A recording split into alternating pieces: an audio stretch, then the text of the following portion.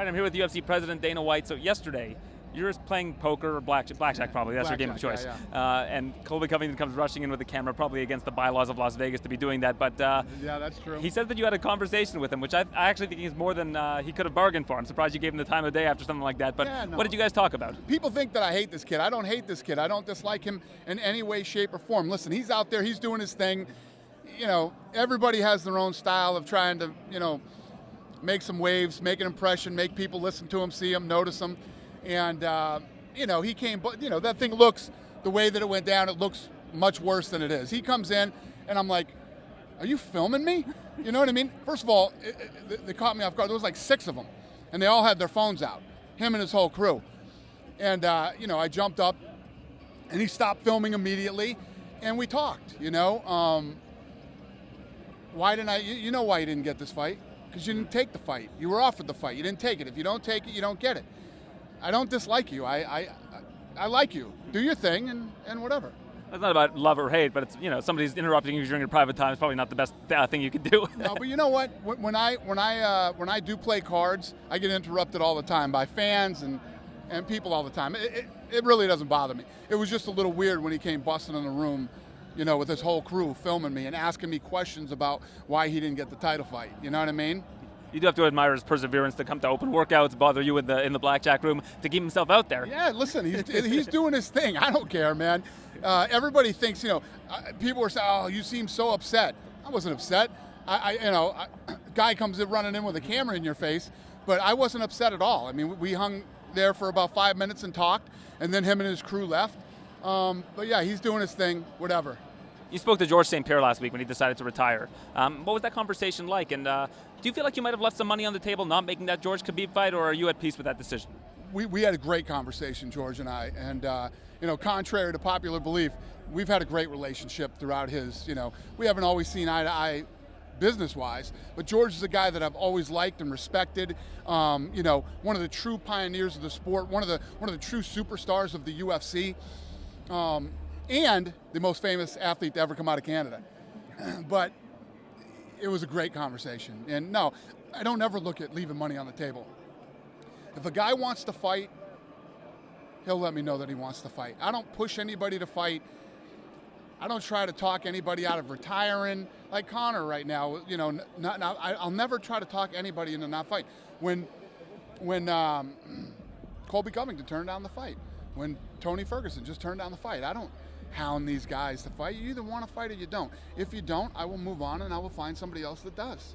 Is there even a scenario that works for Tony Ferguson right now? I mean, he's not going to fight Khabib when he comes back. Right. He might be sitting on the shelf for some time. He might. He knew what the circumstances would be going into this thing for not taking them. And I wanted to see him and Max Holloway so bad. But, it is what it is. Yeah, you're not alone on that one. Next event here is going to be International Fight Week. Last 2 International Fight Weeks have kind of fallen flat. No fault of yours, certain circumstances. As a friend of yours says, are you looking to make International Fight Week great again? Yeah. I mean, we always look to make every event, not just International Fight Week, but every event a great event. Sometimes there are things beyond our circumstances, but we do the best we can to recover from those and make it as good of a card and as good of a week as we can for the fans. So, yes, I want to make it great again. Yeah, in the past there was a point of emphasis to make that kind of the card of the year. Is that going to come back? Yeah, well, we had a few cards that we made the card of the year. But, yeah, the answer is yeah. I'm not going to make it the worst card of the year. Yeah, I'm going to make it as good as we can get it. It's been interesting with John Jones this week. Not a whole lot of drama. It seems like people have become accustomed to these test results coming up and that the science behind them is really having a lot of trouble explaining what it means. But I think people are resigned to what's going on, that it's nothing that is inside anybody's control. It seems like John is really trying to build a positive atmosphere around everything that's going on and stay happy. Do you like seeing that? What's crazy is Nowitzki told me yesterday that there's never been an athlete that's been tested by more independent groups at the same time than John Jones. So, that should make anybody who thinks there's, something weird going on with him or whatever, should erase all of those type of thoughts and ideas. Tyron Woodley has said he's looking to move to middleweight eventually if he keeps defending this welterweight title. Is that something you'd consider? I know you and him don't have the best relationship in terms of building title fights and him being available on certain dates where you're looking to have him. I would have to say that Tyron Woodley and I have one of the weirdest relationships I've ever had. I like Woodley. I respect Woodley. When Woodley and I are together, we have a good time. I brought him to the Super Bowl with me. Yeah. But again, business-wise, he's one of these guys. He's his own guy, and he's going to do things the way he wants to do them. And that's where we end up butting heads sometimes. But, I felt Usman deserved this title shot. I gave it to him. Woodley took it, and Woodley's coming in here to go at it with a guy that I think is super talented, and I love it. And finally, UFC 236, you guys just had the press conference. Do you feel like there's kind of a stigma around these interim belts? People seem to not like them.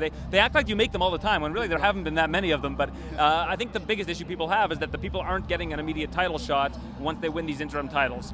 Is that something that you're looking to stop? Are you looking to make sure that in the future an interim title means a title shot for sure? No, these title shots are a big deal. When you're talking about, you're talking about guys that are still in the top 5 that deserve title shots that are actually fighting for an interim title. And what that fight does is it puts them in place to now be the #1 contender and fight for the belt. And as far as the fighters go, they're looked at as champions, and they actually get a piece of the pay-per-view when they do fight. So it's good all the way around. And believe me, if I listen to all the negativity around this sport, I'd shoot myself in the face.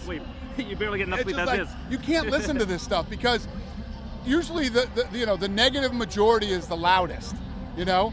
People are always the interim title fights. They kill it. Tell me those 2 fights that were up there today aren't going to be great fights, right? They kill it. Then you talk about what it does for the fighters. It's incredible financially for the fighters, right?